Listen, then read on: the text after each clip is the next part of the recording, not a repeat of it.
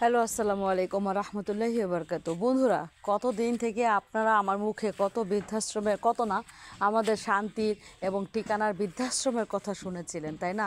ঠিক তেমনি আজকে আমি সেখানে আসার সৌভাগ্য করেছি। এই যে আমি এখন এই মুহূর্তে বৃদ্ধাশ্রমের ভিতরে ঢুকে পড়ব। এই যে মানুষের জন্য মানুষ, ঠিকানা, শান্তির ঠিকানা, এই যে আমাদের বৃদ্ধাশ্রম, এই মুহূর্তে আসার সৌভাগ্য হলো। আসলে আমরা এখন এই মুহূর্তে এই বৃদ্ধাশ্রমের কিছুটা এরিয়া, বাইরের এরিয়াটা আপনাদেরকে একটু দেখানোর চেষ্টা করতেছি। নিজেদের জায়গার উপরে করার একটা সৌভাগ্য হয়েছে, সেহেতু অতটা উন্নত না হলে হয়তো বা আমাদের এই মানে এই টিনের ঘর বা কুড়ে ঘর যেটাই বলেন না কেন, সেটা একদিন হয়তো আপনাদেরকে এই মুহূর্তে যে বিষয়টা দেখাতে চাই বিষয়টা বড় না। আসলে আমি অনেকদিন পরে আসলাম।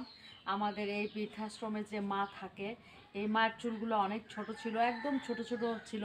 এতদিন পরে এসে দেখি চুলটা অনেক বড় হয়ে গেছে, ভীষণ গরম। উনি তো যেহেতু এই মুহূর্তে উনি তো এখন করতে পারে না, মানে সব মিলিয়ে তো ওনার প্রেশারের একটু সমস্যা আছে, সব মিলিয়ে উনি পারে না।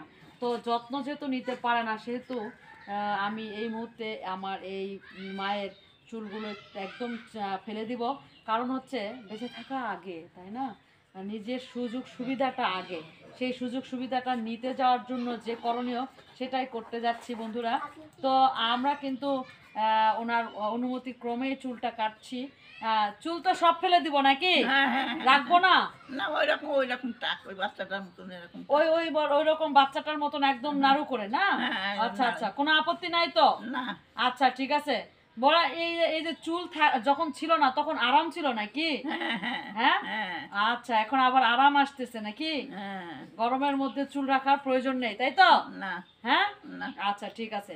আমরা এই যে চুল এখন কেটে দিচ্ছি, এরপর আপনার গোসল হবে। হ্যাঁ, প্রতিদিন তো গোসল দেন নাকি? গুড। কোনো সাবান তেলের তো সমস্যা নাই? হ্যাঁ, আচ্ছা।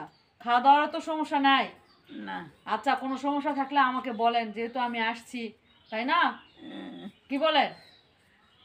হ্যাঁ, আচ্ছা। তো এখন আমরা এখানে আরো কিছু মানুষজন নিয়ে আসবো। এই মুহূর্তে যে কাজটা করছি, সত্যি কথা বলতে আমার জীবনের ফার্স্ট কাজ। আমি যদিও বা অভ্যস্ত না, যেহেতু আমাদের এরকম কাজের সাথে আমরা জড়িয়ে আছি, আমাদের করতে হবে এইসব কাজ সব সময় প্রতিনিয়ত। আমি তো চাই এরকম কাজের মধ্যেই সারাটা দিন যেন আমার পার হয়। তো আসলে ওভাবে হয়ে উঠছে না, যদিও বা আমার প্রত্যন্ত এলাকায় আমরা কাজটা শুরু করেছি। সেই ক্ষেত্রে আমাদের এতটা মানুষজনের আনাগোনা হচ্ছে না, হয়তো বা হবে ইনশাল্লাহ। সবাই কিন্তু পাশে থাকবেন। দেখেন, আমি কিন্তু দেখানোর জন্য করতেছি না, আমি নিজে হাতে কাজ করছি। যারা আমাকে চিনেন সবাই জানেন আমি এসব কাজ করতে অভ্যস্ত। আপনাদের আশেপাশে যারা আছে তাদেরকে অবশ্যই আপনারা